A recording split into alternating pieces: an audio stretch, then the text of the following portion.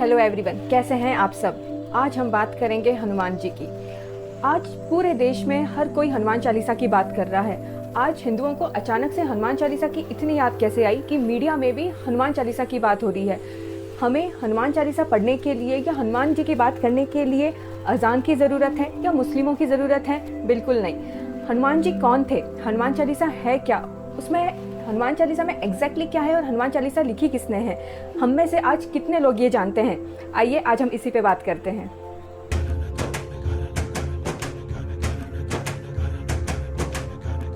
हनुमान चालीसा तुलसीदास जी ने लिखी थी 16th सेंचुरी में। ये रचना कैसे हुई? जब तुलसीदास जी को औरंगजेब ने जेल में बंद कर दिया और कहा कि भगवान राम कौन है, मैं उनसे मिलना चाहता हूँ, तब तुलसीदास जी ने कहा कि आप भगवान राम से सिर्फ डिवोशन के थ्रू मिल सकते हैं। इस चीज़ से औरंगजेब बहुत गुस्सा हुआ और तुलसीदास जी को जेल में बंद कर दिया गया। तब हनुमान जी का स्मरण करके तुलसीदास जी ने हनुमान चालीसा की रचना कर दी और हनुमान चालीसा में उन्होंने हनुमान जी को गुरु का दर्जा दिया है। ये हनुमान चालीसा तुलसीदास जी दिन में 21 बार रोज 40 दिन तक पढ़ते रहे। उसके बाद बंदरों की पूरा का पूरा झुंड ने औरंगजेब की सेना पर हमला कर दिया और परेशान होकर औरंगजेब को तुलसीदास जी को छोड़ना पड़ा। इस तरीके से हनुमान चालीसा की रचना हुई। कहते हैं कि हनुमान चालीसा पढ़ने वाले को स्ट्रेस, बैड हेल्थ, किसी भी तरीके के इश्यूज हों, हर तरीके से उसे मुक्ति मिलती है। हनुमान जी स्पिरिचुअलिटी देते हैं, गुड हेल्थ देते हैं, हर बुरी नज़र, हर बुरी वाइब्रेशन से हमें बचाते हैं।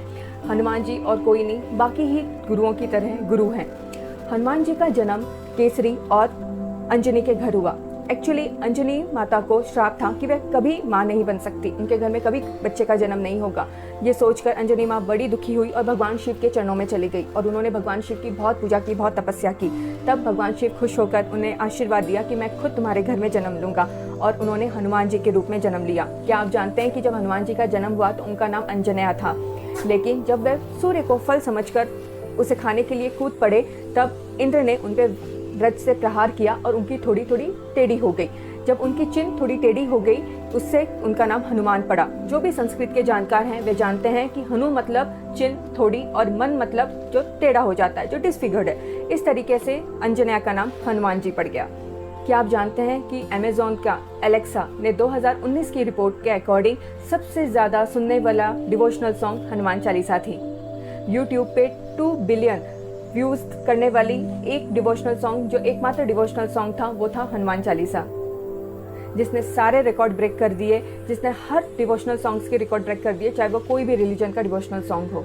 यही हनुमान चालीसा तुलसीदास जी ने 16th सेंचुरी में लिखी थी, जो आज इतनी फेमस हो रही है। भले ही पॉलिटिशियन के थ्रू, लेकिन आज हर एक को हनुमान चालीसा के बारे में पता चल रहा है। हनुमान चालीसा, चालीसा जो हमें 40 को सिंबल करता है, जहाँ पे 40 वर्सेस हैं, या हम कह सकते हैं जिसमें 40 चौपाई हो। तुलसीदास जी ने हनुमान चालीसा में हनुमान जी पे 40 चौपाइयाँ लिखी है। कहते हैं कि हनुमान चालीसा पढ़ने वाले या हनुमान जी की शरण में रहने वालों को अष्ट सिद्धि नवनिधि का आशीर्वाद मिलता है। यह आशीर्वाद खुद माता सीता ने हनुमान जी को दिया था। कुछ बुद्धिजीवी लोग ऐसा कहते हैं कि हनुमान जी के मंदिर या हनुमान जी की पूजा वो लोग करते हैं जो जादू टोना करते हैं या जो गलत अकल्ट साइंस में है, लेकिन ऐसा बिल्कुल नहीं है। काल भैरव जी हो, माँ काली हो या हनुमान जी हो, ये भगवान के रूप हैं, भगवान शिव के रूप हैं। कोई भी भगवान किसी भी गलत इंटेंशन को सपोर्ट नहीं कर सकता, चाहे वो कोई भी हो। इसलिए मैं हर हिंदू धर्म के लोगों से ये रिक्वेस्ट करना चाहती हूँ कि आप अपने ही धर्म को गलत तरीके से ना देखें और अपने ही धर्म को गलत तरीके से ना फैलाएं। क्या आप जानते हैं हनुमान जी का जन्म साउथ इंडिया में हुआ था, किष्किंधा नाम के एक गाँव में। साउथ इंडिया वाले भी हनुमान जी को बहुत मानते हैं। यूपी से बिहार तक, बिहार से साउथ इंडिया तक, राजस्थान से गुजरात तक, ऐसा कोई स्टेट नहीं है जहाँ हनुमान जी को ना पूजा जाता हो। कुछ लोग बजरंगबली, कुछ मारुति, कुछ अंजनी के पुत्र के रूप में, हर तरीके से संकट मोचन हो, हर तरीके से लोग हनुमान जी को याद करते हैं। हनुमान जी को बहुत सारे लोग गुरु के रूप में पूछते हैं। राजस्थान में इनके नाम से एक बहुत फेमस मंदिर है सालासर के नाम से, जहाँ लोग उन्हें गुरु के रूप में पूजा करते हैं। हनुमान जी सिंबल है डिवोशन के, स्ट्रेंथ के, स्पिरिचुअलिटी के, पॉजिटिव एनर्जी के। क्या आप जानते हैं हनुमान चालीसा पढ़ने से या सुंदरकांड पढ़ने से या हनुमान जी के सानिध्य में रहने से आप किसी भी नेगेटिव एनर्जी से बच सकते हैं। हनुमान चालीसा आपको स्ट्रेंथ देता है, आपको हर तरीके के स्ट्रेस से बचाता है, आपको एक अच्छी हेल्थ देता है।